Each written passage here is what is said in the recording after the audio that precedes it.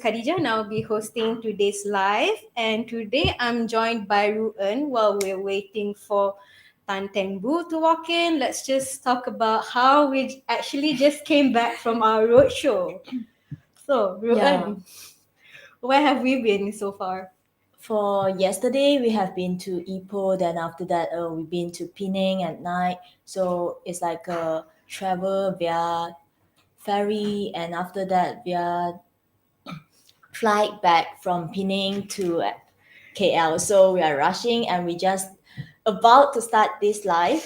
And Katija, what is your experience like during the road show? Do you have any like something that makes you feel like wow, it's amazing or something? Well, thanks, Ruan. It's actually my first time joining this roadshow, and I have to say it's pretty intense. But it's a very eye-opening experience. We've been to Singapore, we've been to Johor, we've been to Malacca, Ipoh, and like what Ruan just mentioned, we just came back from Penang. And not to forget, on the 15th, some of us here are heading to Kuching to see some of our share owners. So if any of you still wants to join in on our roadshow, the Kuching one is still open. So do feel free to register on our website, events.icapital.biz. And we have one in KL today, and the other two roadshow tomorrow on at our office. Yeah. So thanks, Ruan, for that. And so now we are joined by none other by with Tan Teng Bu, which I shall move here. Hi. Hi. Good to So see you again. yes, Yeah. this is it's my first time here Yeah. That's on my. this live. Okay. And now, before we get started on today's topic, if you Mhm. have any questions or anything that you'd like to say, do put them down in the comment section, and you can stand a chance to win tickets to our 2022 Investor Day program this 26th and 27th November. So, Tengu, let's dive down into today's topic, shall we? Okay. Yeah. What do you want me? What do you want to talk about today? So today we'll be talking about Battle of the Manifestos for GE15. Hmm. And my first question for you is, as a rakyat and citizen yourself, Hmm. what should a manifesto highlight in the first place? Uh, well, manifesto is a public declaration of policy or policies and aims of the policy. Now that's the technical definition usually announced before elections and so on. I guess it can take all kinds of forms, and in the current Malaysian general election, uh, there are three main manifestos, or four, if you include the manifesto from a pretty tiny political party. But if you look at the three main coalitions, Barisan, Perikatan, and Pakatan, they've all issued their manifestos. Yeah. So, in your opinion, Hmm. what do you think the people would want in a manifesto? Oh, uh, okay. Speaking myself as a people, as a person, and looking at what has happened over the many elections that we've had, I'm not looking for anything because the experiences that we've had would have been, generally speaking, on the whole, the policy promises, the aims, the objectives that have been stated, promised in the manifestos, a huge majority of them have not been delivered, have not been broken. So I guess in this round of election, I would expect more of the same, more of breaking promises. After all, they say uh, talk is cheap, and so is a manifesto. It's cheap. It doesn't cost anything. If you don't deliver, if you don't fulfill whatever you have promised, nothing happens. You're not that party, the politician that made the announcements. They are not held accountable. So Speaking as a person, as a Malaysian person, I, I think if I were an honest politician, which probably is an oxymoron, I don't think that's an honest politician. I would say that I promise you no manifesto. Judge my actions, judge my performance, judge my results. That is my manifesto. So, would you say Mm, that none of the manifestos that we've seen so far mm. outshine the other? How are you going to do that? It's impossible. Well, the three manifestos plus the one from the tiny political party, it's a long list. It's got so many uh, aims, so many measures, so many promises, and many of them cannot be quantified, right? Partly because the nature of the promise of the policy objectives cannot be quantified, for right?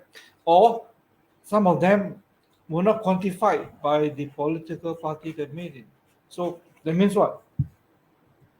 We as ordinary citizens, we got to go and do the quantification. I don't think we have the capability. I don't think most of us have the capability to go and quantify and then say, okay, this one is going to bring X dollar more than the other manifesto. Or qualitatively speaking, what is qualitatively more important to you may not be qualitatively important to me. That's true. So how are you going to say that one outshine the other? I guess in total, the three manifestos of the three coalitions, the main coalitions, have a lot of policies, a lot of aims. I think, frankly speaking, many of them contradict one another. Many of them don't make sense. Many of them cannot be fulfilled. Many of them will cost Malaysia a lot of money. If I were a greedy Malaysian, I would want all the three, all the promises and all the policies declared in the three manifestos to be delivered and achieved. Now, if that's the case, I think you look at the three manifestos, basically they're all the same. Now, if they're all the same, why don't the three political coalitions, why don't they all work together instead of fighting one another and tear the country apart? Right? That's my 2 cents worth of wisdom. Yeah, I think it goes beyond Mm, having free tolls and free mm, water, mm, etc. mm, And not to mention, mm, to me personally, mm, the general elections certainly bring. They do not acknowledge the waste mm, that is brought upon, such as the publication of flags mm, and mm, such, mm. and not to mention that they don't recycle the flags, so Okay. they don't Yeah. really address the Yeah. environment as Yeah. well into I, consideration. I think that's a brilliant point. Very simple, right? Something that can be done by all of them. I mean, they all talk about uh, improving the environment, protecting the Yeah. environment, so on and so forth. You give an excellent example. It's something that could be done in a very concrete manner, and within a few days after election, you can actually see whether they are actually doing it. Yeah. Right? Somebody could go around the whole country, take photos, and see whether they're recycle or make sure that all this don't come environmental waste. But coming to your question, for example, Perikatan said youth quota for senator, right? And then uh, Pakatan says that they want to safeguard parliamentary sovereignty. And then Barisan says they want to turn Sabah and Sarawak into the newest economic giants. Those are all great. Let's have all of them. Right? Why have only one of three? Have all the three. And Interesting. if you tell me that they are not feasible and they are not achievable, then why announce them in the manifesto? Right? So, like to come back to the earlier question, which manifesto outshine which? Uh, no one outshine anyone. And you want to create 1 million high income jobs? Great. You want to have minimum income for all Malaysians? Great. These are all great, great promises. But if you look back to the manifesto 60, 70 years ago, when we have the alliance, which was the coalition at the time between UMNO, MCA, and MIC under Tunku Abdul Rahman, under Tun Tan Siew Sin at that time. If my memory serves me right, the manifesto at that time were only 5 sentences, less than 1 page.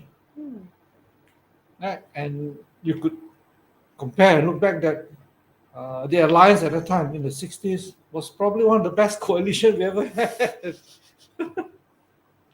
1 page manifesto instead of endless pages where most of us do not know what they mean in terms of the national interest, right? They're just getting longer and longer so that they can reach out and sort of seduce more and more segments of society so that they can get more votes. I guess to summarize what you said, maybe long manifestos are so that certain promises are just meant to be broken. Huh? Yeah, meant to be broken because they cannot be met, and long list of a long manifesto is so that you can cover every segment of society, right? So that every segment of society is seduced by your promise. Oh, we have a comment here Yeah. from Chong Yu Kong, Mm-hmm. who mentioned that it is shocking to hear the headline manifestos, which future generations likely have to pay. Manifestos are a tool for politicians to convince, confuse, or con Or con. for votes. Yeah, I think Mr. Chong is correct. Yeah, it is a tool, and no one is held accountable for it. Unfortunately, right? So it's to convince you to vote me, right? And at the same time to confuse you because I'm telling you mine is better than yours. You are telling me that yours is better than mine, and then the voters are all confused, right? And at the end of the day, two of us get conned as voters. Yeah, Mr. Chong is correct. So, and I don't know. I think it's a waste of time. Maybe the next election, the political party or the coalition should say, "I promise you, no more manifesto." Like I said earlier, judge me on my results, right? My performance and whatever I've achieved. I will give you 100 days, certain timeline, certain milestone. Within the first 1,000 days, I have certain milestone. But it won't happen. So the future Uh, of Malaysia's political outlook, at least at the moment, looks a bit bleak no, or in a I think turmoil. that's what I've said is generally applicable to the Western liberal democracy, right? You look at United Kingdom, yeah, Malaysia's ex-colonial master. They have what 3 prime ministers within a few months, right? And someone, one of the former prime ministers has the name of Liz Truss. Truss is just spelled Truss instead of Trust, right? But within 44 days, she had to resign because within that 44 days, this Liz Truss, who cannot be trusted, created a huge crisis, not just for the UK economy, but that mini budget her finance minister, Kwasi Kwarteng, announced had the potential to create another global financial crisis. And she had to resign within 44 days. If you think that Malaysia's, we have 3 prime ministers within one parliamentary term, is that is bad. Imagine United Kingdom, the mother of parliamentary democracy. I mean, what a disgrace. And then they had 4 finance ministers. They call it Chancellor of the Exchequer. Sounds so nice, right? Chancellor of the Exchequer. They had 4 finance ministers within 4 months. Can you imagine Malaysia having 4 finance ministers within 4 months and then 3 prime ministers within a certain number of period? That is Western liberal democracy. And you look at all the promises that they made. Yeah, Liz Truss and Kwasi Kwarteng delivered the promise. They wanted to reduce tax cut, right? Very aggressive reduction in tax cut. And they delivered it. And they made a mess out of that promise. So Uh, I think the thing is, voters, wherever they are, here in Malaysia, there in the UK, or now in US, where the midterm elections are going on, voters have to be a lot more responsible.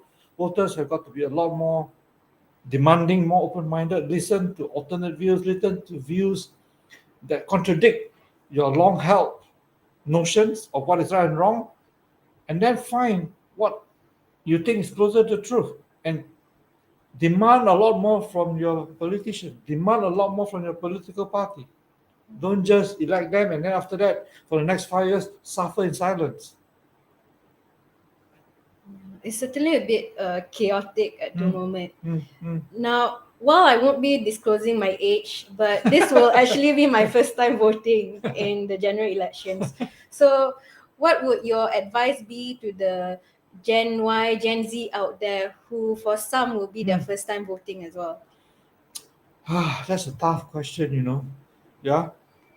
Because if you look at the situation in a very honest and objective manner, the choices are difficult, right? You do not have political parties that are able to appeal across large segments of society and therefore be able to form a stable government.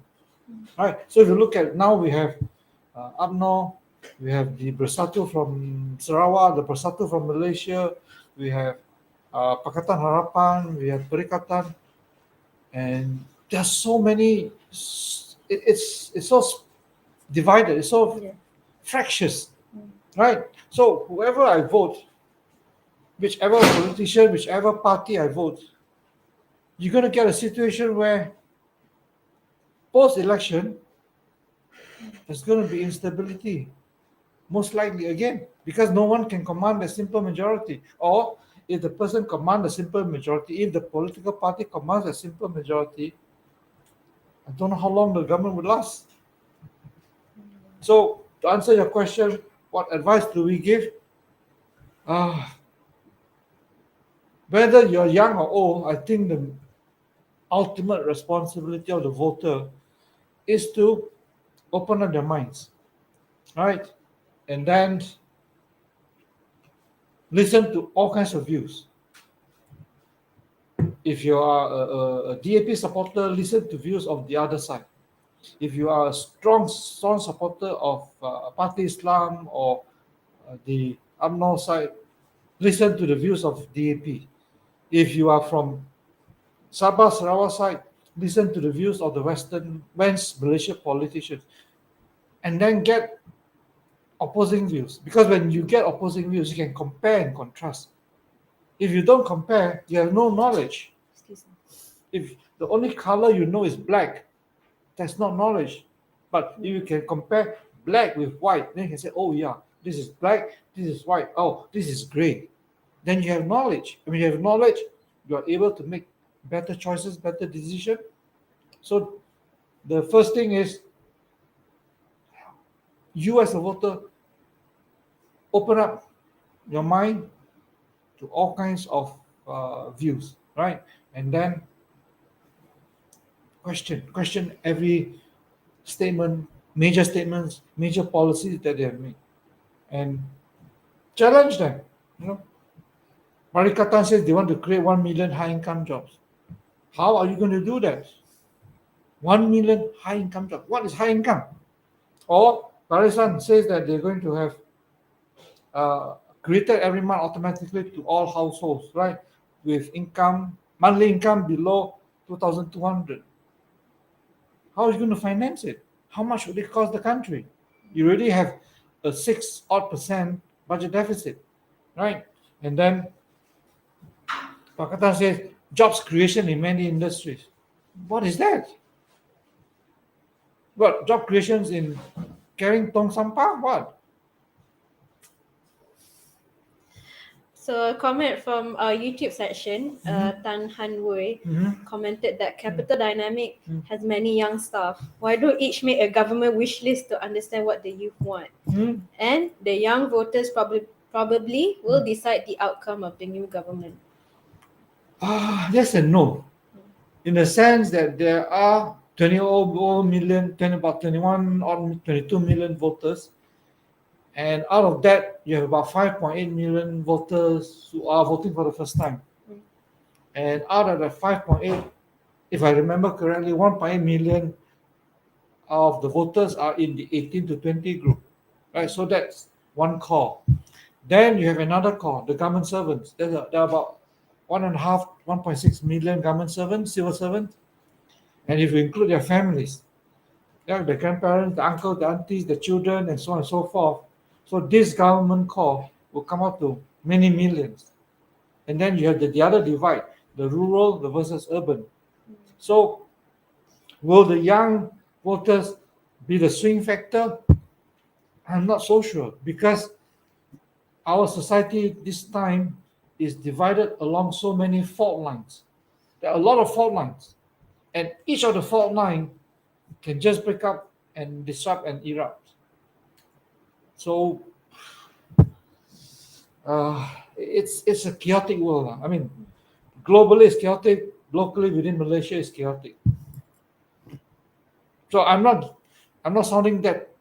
I'm not really giving advice. All I'm saying is that it's a chaotic world, and would the young voters be able to swing? Because I do anecdotal, I talk to people of different ages. Some young people say they'll vote like that. Some young people say, no, I'm so disappointed. I got no one to choose. I got nobody to, I don't want to vote. And at the end of the day, who knows, on 19th November, there could be heavy rain and there could be major floods in many parts of the country. So rain, weather could be the major swing factor. Another comment by KM Tan on YouTube. Hmm. What do you think of post-election outcome, Hmm. where potentially all parties coerce each other in joining coalitions? What will happen to all of these manifestos then? Good question. I think for those of you who are interested, we meaning Capital Dynamics, we are having an investor day on 26th November after 2 o'clock and 27th November the whole day. In the 26th November session, in the afternoon session, one of the main topics we're going to discuss is what do the election results of the 15th general election mean for Malaysia's political future, for Malaysia's economy, and those of you who are investing in the stock market, what do they mean for the stock market? So 26 November is just 6 days after the election results are known, right? So it is like very fresh. If you are free and if you're interested or you're just curious, come, bring yourself, bring your friends, and then join in. Join in our 26 November Investor Day, where we will be discussing what do the results of the 15th general election mean for Malaysia's future. I think we would have a lot, the discussion then would be a lot better than now because now it's a lot of speculation, a lot of guess. But 6 days after the election, we would know whether we're going to see strong, stable government or a lot of fighting all over again. I mean, political fighting. Yeah, let me be very clear. So, speaking of the stock market, which you briefly mentioned just now, Teng Vu, we have a question from Agnes Wong on Facebook. Do you think the crypto crisis will spill over to the stock market and accelerate global recession? Oh, okay. Agnes, I think what we wanted to talk about in our live session today is about manifestos. Yeah, and what do they mean? How do voters make sense of them?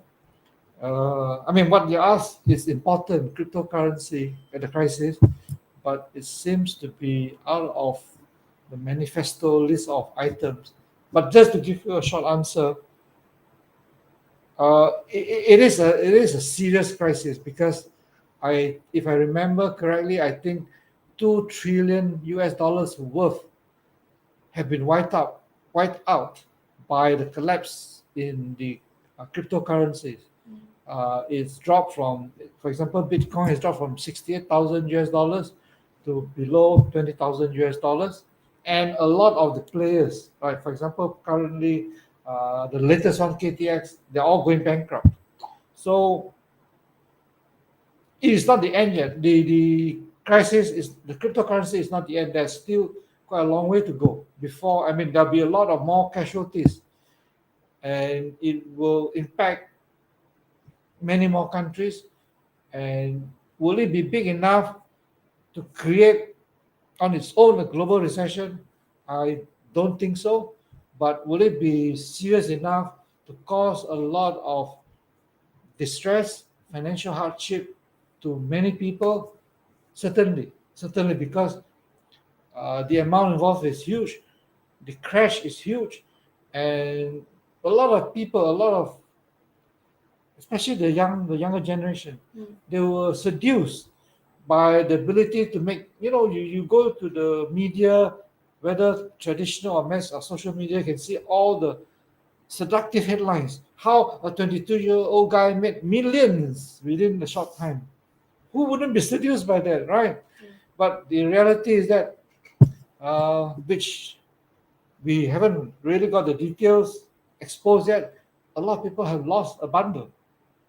So yes, it will have a certain major negative impact, but on its own, it is unlikely to cause a global recession. A lot of people are certainly baited into the headlines. Oh, how not to? Your lockdown, the pandemic. All you have to do is just type in a few things on your keyboard, right? And before you know it, you're a millionaire. But they forgot, that it's not millionaire in the positive sense, but millionaire in the negative sense. Now back to the manifestos.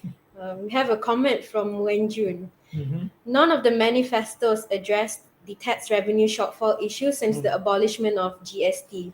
And they cannot keep on asking Petronas for special dividends to finance their gula-gula. Yeah, I think it's like what I said earlier, that the three coalitions uh, are not responsible enough to quantify the whole manifesto. If they are able to deliver the promises, what would it cost the country, and how they're going to finance this very long list of promises? It's exactly the same thing that Liz Truss and Koteng made. They announced the tax budget, and then both the finance minister and the prime minister did not tell the country how they're going to finance the deficit. Right? Of course, the financial markets panic.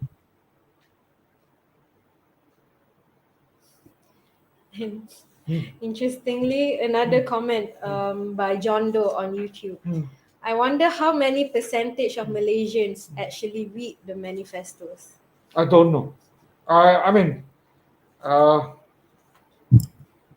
that's an interesting question, but in a way, it's theoretically important. In practical terms, I wouldn't want to vote a political party just based on the manifesto, or I wouldn't want to vote a politician just based on the manifesto, knowing that their track record is pretty horrible, right? So I guess there must be quite a lot of cynics out there that would say the same thing. Why waste time? After all, they're not going to be delivered in the first place. Which brings me back to Mm, another question of mine, mm, because I might be seen as a cynic myself, but to some of us out here, we have the question of why should we vote, because to some of us, the parties are all the same. We've seen this with the Pakatan Harapan coalition, which embodied hope back in the recent general elections, yet had its fall with the Sheraton move and the backdoor government. So how can we ensure that this time it doesn't play out the same way? Great question. No answer. How are you going to ensure that politicians behave decently? Like I said, it's an oxymoron, a decent politician. Right? So, uh, you know, I was listening to Singapore's PAP. They had their central conference recently, and their Prime Minister Lee Hsien Loong made a comment which I thought struck me as something very interesting. He says the opposition, they always propose or oppose. But whatever they propose, whatever they oppose, the opposition are not held accountable for the subsequent results. If you oppose something and a certain policy, a certain legislation is not put into place, what is the consequence of that? And they're not held accountable for that. So I guess to answer your question, it is not just the ruling government, it's also the opposition that has extreme, a very high level responsibility to make sure that the government, I mean, this is what liberal, Western liberal democracy is supposed to be, check and balances, right? Is you're not there just to earn your salary and your pension, is to make sure that the other side deliver what they have promised, right? And then the ruling government is to make sure that the opposition doesn't have the chance to keep on blasting them for things that they haven't done. So there are three sort of stakeholders in this whole general election: ruling government, opposition, and the voters. So what can you do to make them be accountable for whatever they promised? Next election, you vote them out, right? But if the country doesn't mature, if the voters do not mature, you can keep having elections and elections, and you're going to get the same vicious cycle again and again. Thanks, Tembu. Well, while our session is running a bit over time, I do have a final question because what you mentioned before, maturity, Yep. and some of this maturity is reflected in the parliament, where we've seen politicians throw some pretty absurd comments towards each other without making a central point. So my final question is, do you think parliament attendance in the Dewan Rakyat would play a significant role in the general elections? Because to quote a political member who I shall not name, it is not like going to school. So what are your thoughts on this? Yeah, I certainly hope that it is not the same as going to school. You know, in school you're going to learn unless you're the teacher, right? Here, going to parliament means you are executing, you are doing the job that you have been elected to do. Of course, out of the number of days that you could have theoretically attend, and a certain percentage you couldn't attend because of other commitments that clash with the parliamentary sessions, I think that would be understandable. But to be able to not to be able to fulfill your role as an elected member of parliament, you have to attend the sessions. Otherwise, why call it member of parliament, right? Why don't we call it, like you said, member of a school? But the behavior that you mentioned is not just the Malaysian parliament. You can see the Taiwan parliament, where the parliamentarians fight each other and acting in a disgraceful manner. So I think maybe, in our industry as fund manager, right, the regulator imposes on us a fit and proper set of conditions that every fund manager must have a fit and proper compliance, and there's a list that what is fit and proper. So maybe we should introduce this rule for every politician: before you can stand for election, you must have been certified by maybe a neutral body, an independent body, or by the people, the ordinary people, that you are a fit and proper candidate to stand for election. I think if you do that, a lot of candidates will be kicked out because they're not fit and proper. Because at the end of the day, leaders are certainly the voice of our people. Yeah, they are the voice. Yeah. I mean, I would say they are the mouth, but the voters are the tongue and the mouth that give them the voice, or give them audio to their mouth. Okay, thanks Tembu for that. So that sums up our session for today. And before we wrap it up, let's just look over the comments because two of our winners would, with the best comments, would stand a chance to win tickets to our upcoming Investor Day this 26th and 27th November. So shall we have a look at the comments? Yes, please. I don't think I can recall all the comments, so you might have to help me as to what these comments are so that we can pick the winners. So Maybe I can remember the Mr. Chong hmm, where it says that manifestos are to what convince, confuse, and con, something like that. Yes. Right, that's one. What else? we have the wish list, Which is government wish list to Ah. understand what the youth want. Okay. And that young voters will probably decide the outcome Right. of the new government Okay. by Tan Han Wui. And two questions, one from KM Tan. What do you think of the post-election outcome, Okay. where potentially all parties coerce each other in joining coalition, Right. and what will happen to all of these manifestos? Mhm. And Agnes Wong, do you think the crypto crisis will spill over to the stock market and accelerate global recession? Yeah, I think there are a few from what John something that talks about. Yes, John Doe asked, I wonder how many percentage of Malaysians actually read the manifestos. Okay. I would imagine the post-election question is good because at the end of the day, who wins, who loses, is not important. Is what happened after the election has been completed, who comes into power, and what are the things that they're going to do, how that would impact the country, the economy, the stock market. That is because if you think about that, right? If you think about the consequences, the aftermath, then hopefully the voters will be acting more responsibly. Because if you don't think about the consequences, you just simply vote. So I would pick then one that question as a good question, something that I would uh, think should win a prize or whatever you call it. Oh, what about Tan Han Wui or KM Tan? Mm-hmm. Do you think What question was that? so?